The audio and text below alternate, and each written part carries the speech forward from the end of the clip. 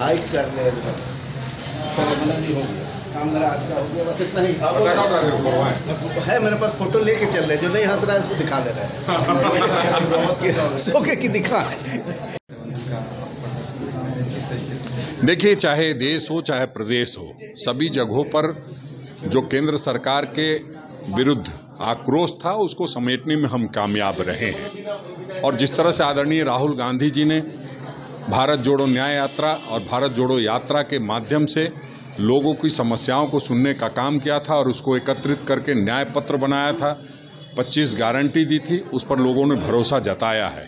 और हम ये कह सकते हैं कि जो आदरणीय राहुल गांधी जी ने बात कही थी कि नफरत के बाजार में मोहब्बत की दुकान खोलनी है, वो उत्तर प्रदेश से खुलती दिखाई दे रही है पूरे देश में। तो इतनी मेहनत के बाद भी आप उस जादुई आंकड़े को छू नहीं पाया जी, उस जादुई आंकड़े को छू नहीं पाए। नहीं, देखिए, कोई जादुई आंकड़ा को भारतीय जनता पार्टी भी नहीं छू पाई है।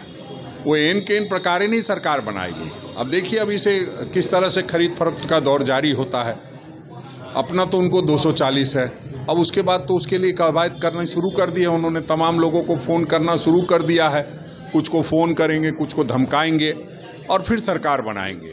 तो हम समझते हैं कि ठीक है, लोकतंत्र में सब जायज़ है, लेकिन हम लोग भी सारी चीज़ों पर नज़र बनाए हुए हैं और हम लोग पूरी ताकत के साथ सरकार बनाने का प्रयास कर रहे हैं। और जो गठबंधन के साथी हैं और जो अन्य साथी जीत करके आए हैं, उनसे भी हम लोग बात करेंगे और निश्चित रूप से जो एक अहंकार है जिसको हमने तोड़ने की शुरुआत की है, उसको अंजाम तक पहुंचाएंगे। इंडिया अलायंस बनाना कितना सफल रहा? बिल्कुल सफल रहा है। आप देख रहे हैं इंडिया अलायंस की सीटें कितनी बढ़ चढ़ के आ रही है और जो एक लोगों में आक्रोश था और जो हम लोगों ने आक्रोश को समेटने का, आक्रोश को एकत्रित करने का काम किया, वो बखूबी किया है।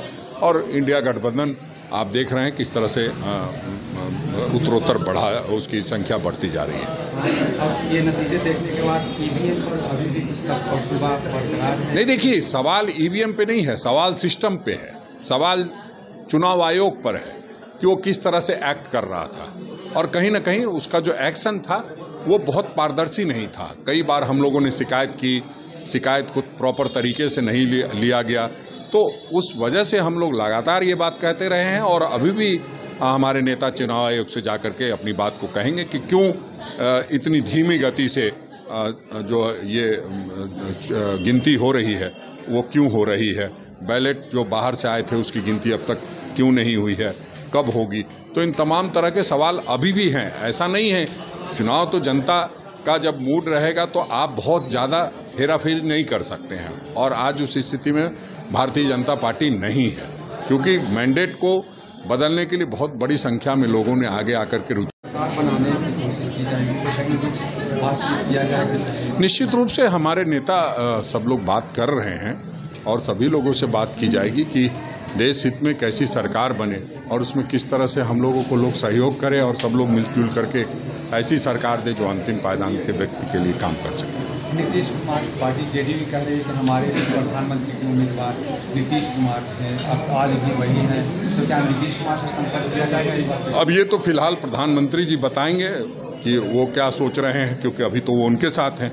हमारे साथ जब होंगे तो वो जब हमसे इस तरह की बात करेंगे तो हम उस पर विचार करेंगे। संपर्क किया जाएगा? नहीं, देखिए, ये तो आला नेतृत्व का काम है, आला कमान का काम है। वो क्या फैसले लेते हैं वो फैसला लेंगे। अभी हम लोगों की कोई बैठक नहीं हुई है। आदरणीय मल्लिकार्जुन खड़गे जी, आदरणीय राहुल गांधी जी और तमाम बड़े हमारे नेता, वरिष्ठ नेतागण बैठ रहे हैं, वो लोग चर्चा कर रहे हैं। निश्चित रूप से जिन जिन लोगों की आवश्यकता होगी और जो ये लोग समझते हैं, समझेंगे कि देश बचाने वालों के साथ रहना है कि देश बेचने वालों के साथ रहना है, तो निश्चित